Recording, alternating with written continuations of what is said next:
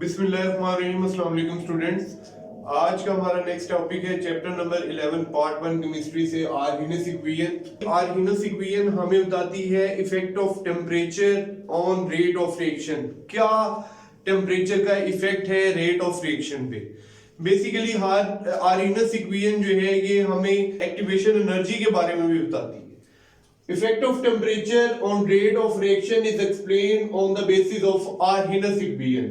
Rate constant K जो है वो हम देखते हैं कि वो वेरी करता है टेम्परेचर के साथ बहुत सारे रिएक्शंस के लिए। सिर्फ टेम्परेचर उसे जो है वो चेंज कर सकता है।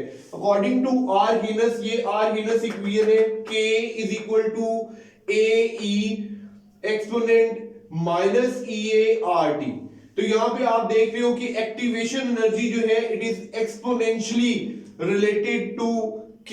टेम्परेचर भी K की जो है वो एक्सपोनेंशियली रिलेटेड है।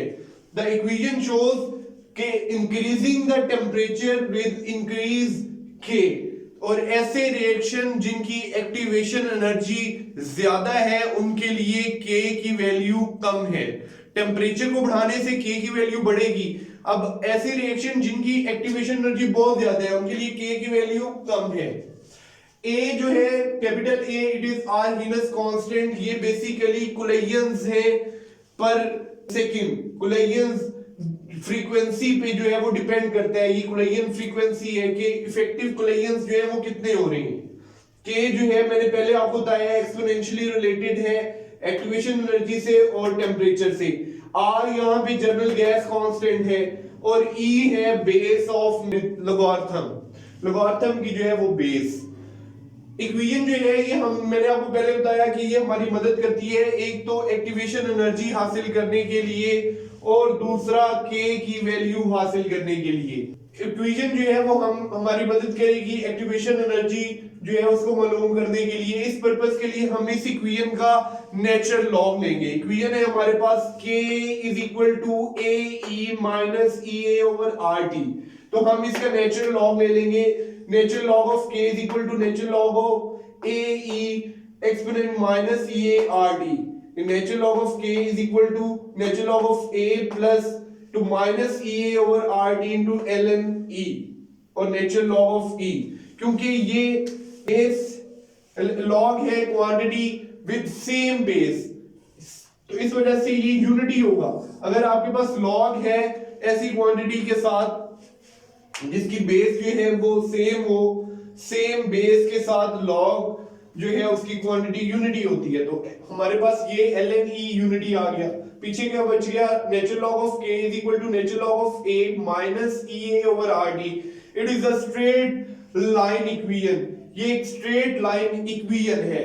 अब कन्वर्ट करने के लिए इसको नेचुरल लॉग से कॉमन लॉग में विद बेस 10 हम जो ln टर्म है इसको मल्टीप्लाई करेंगे विद 2.303।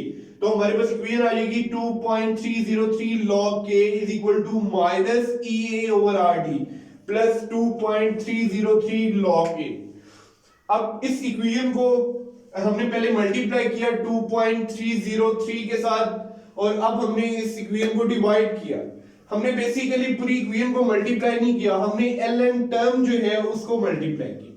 अब डिवाइड करने से पूरी इक्वेशन को 2.303 से हमारे पास इक्वेशन आ जाएगी log K is equal to minus EA/2.303RT plus log A। ये हमारे पास स्ट्रेट लाइन इक्वेशन है। यहाँ पे माइनस mx जो है ये स्लोप, m जो है वो स्लोप है, c जो है वो इंटरसेप्ट है, टेम्परेचर जो है वो इंडिपेंडेंट वेरिएबल है और जो k है वो डिपेंडेंट वेरिएबल है। यहाँ पे अगर आप log K और 1/t के दरमियान जो है x एक्सिस पे 1/t लो और log K जो है y एक्सिस पे लो तो आपको एक स्ट्रेट लाइन मिलेगी।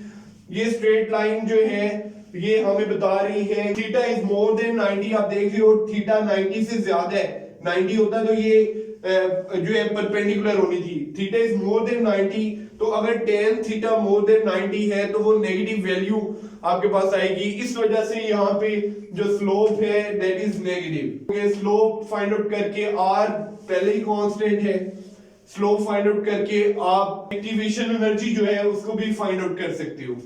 तो एक्टिवेशन एनर्जी जो है यहाँ पे जो सबसे इंपॉर्टेंट चीज, ये नेगेटिव क्यों है स्लोप, इसकी वजह ये है कि tan थीटा जो है वो मोर देन 90 है, here the angle is more than 90। अगर आप tan थीटा लोगे मोर देन 90 तो वो नेगेटिव वैल्यू जो है वो आएगी।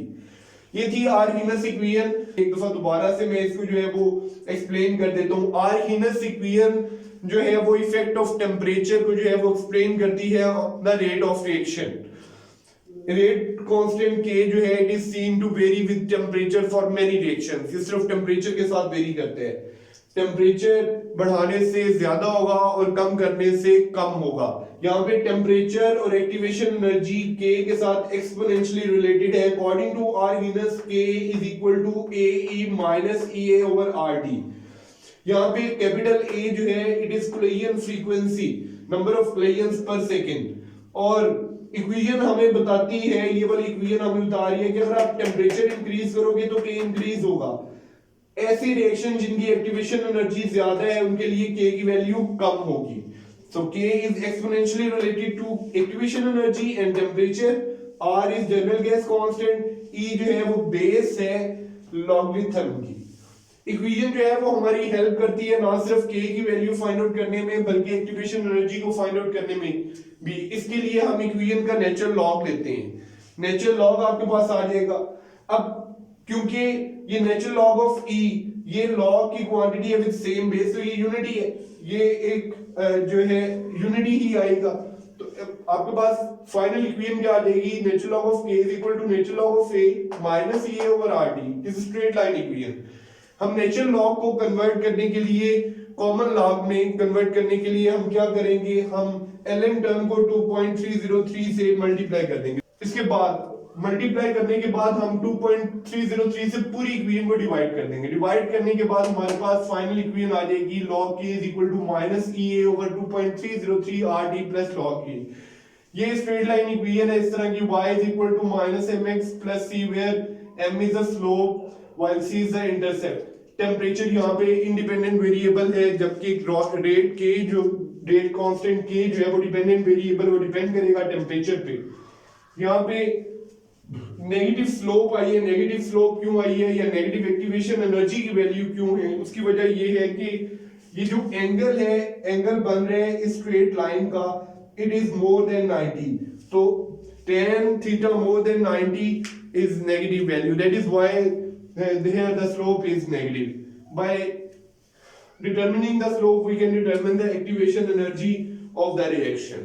होप आपको आर्हीनस इक्वेशन अच्छे तरीके से समझ आ गई होगी। कमेंट सेक्शन में लास्ट में बताइएगा। Thank you, Allah Hafiz.